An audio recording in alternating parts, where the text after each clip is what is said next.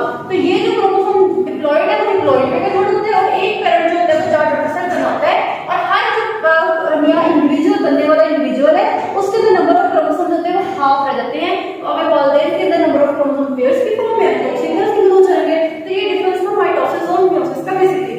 अब हम इसके कुछ फर्दर डिफरेंसेस देखते हैं कि माइटोसिस जो होती है वो सोमैटिक सेल्स में होती है।